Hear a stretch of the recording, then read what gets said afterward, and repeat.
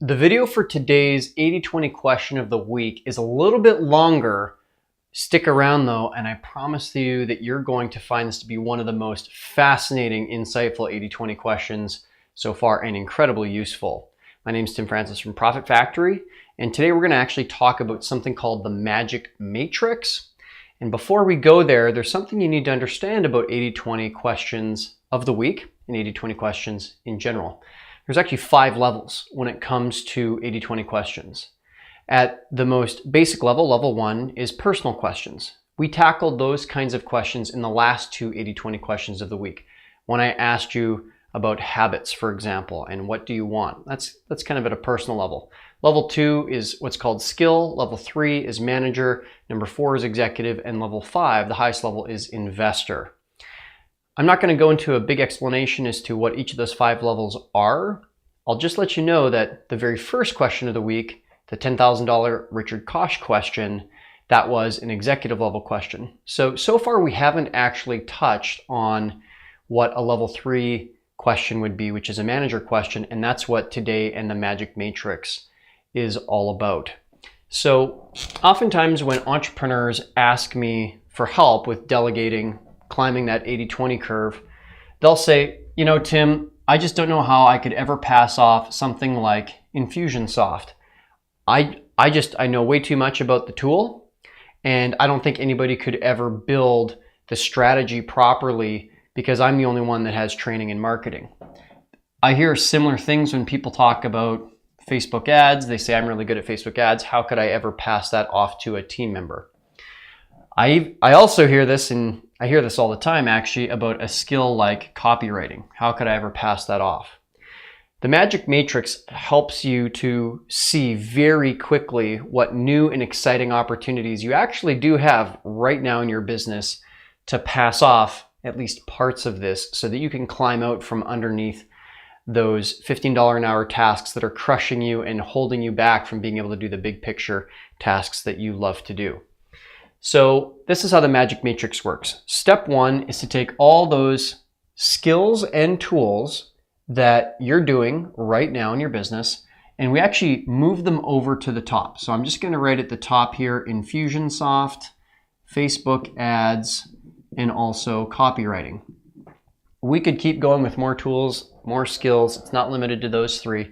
Whatever it is that you do in your business on a daily basis. So now that I've transferred them to the top, I can now put some column markers in here. And now I need to actually erase them from this left-hand side. So I'm just grabbing a quick little rag to erase here. And I'm going to replace these words with strategy. Then after that is setup and coordination. And then underneath that is maintenance and reporting. So assuming that you have indicated different tools and skills that you're doing, and you've properly done that across the top, and then from there you've just written these 3 different levels of tasks, so strategy, setup and coordination, maintenance and reporting, immediately you're going to see how the magic matrix shows you what you could be delegating. So let's follow the magic matrix and see what it gives us. In Infusionsoft, are there any maintenance and or reporting type tasks to do? Well, every week on my team, my assistant pulls a report out of Infusionsoft to say how many new leads that we have, how many new opt-ins that we've got, and she reports that back to us each week, as well as our weekly sales, because we track all of that in Infusionsoft.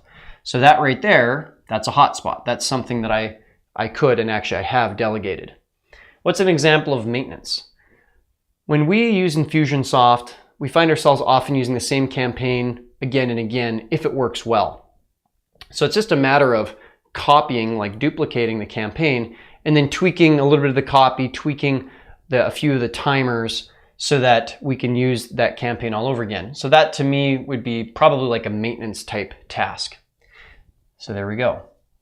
When we start looking at something like Facebook ads, when we talk about setup and coordination or maintenance and reporting, a good example of setup in Facebook ads might be doing something like setting up a lookalike audience. Now, maybe that requires a little bit more skill, but you can see that with any of these, when we begin at the bottom, we can build skills for our team members that maybe they actually can graduate up here. In the Infusionsoft example, Sarah did tasks down in the maintenance and reporting for probably a full year, and eventually she got good enough that she could do some of the setup and the coordination now of Infusionsoft. And with me, I'm able to just tell her the strategy. So Tim might still be up here, but I tell her the strategy and she goes and sets it up. Likewise, maybe you've got the strategy for Facebook ads, and now you can just tell your assistant what it is that you want done and they can go and set it up. So that's what I mean by setup and coordination, maintenance and reporting. Let's take a look at this one. So this is now going to the next level. A lot of people say there's no way that you can hand off copywriting. And maybe there's parts of copywriting that are very difficult to hand off, but there's actually a big percentage of copywriting that you can hand off. So let's just follow the magic matrix and see where it takes us. In copywriting, is there any kind of maintenance and reporting task to be done? Well, maybe with our copy, we're split testing ads. And so now we need to get the A versus B results so that we can see what's working best. So that might be like a reporting type task. Maybe in our copy, if it's appearing on our website, somebody writes in and says, oh, you've got some spelling mistakes. That's maintenance kind of work that your assistant could be easily doing. Maybe in setup and coordination, maybe within copywriting, maybe you need to set up a whole bunch of different interviews with your target market so that you can get to know them, get to know their buying language and whatnot. So that would be like a setup and coordination task. This strategy row is perhaps that's reserved only for the people on your team, which includes maybe you, who have an intimate knowledge of the market and your customers and an intimate knowledge of how the tool works.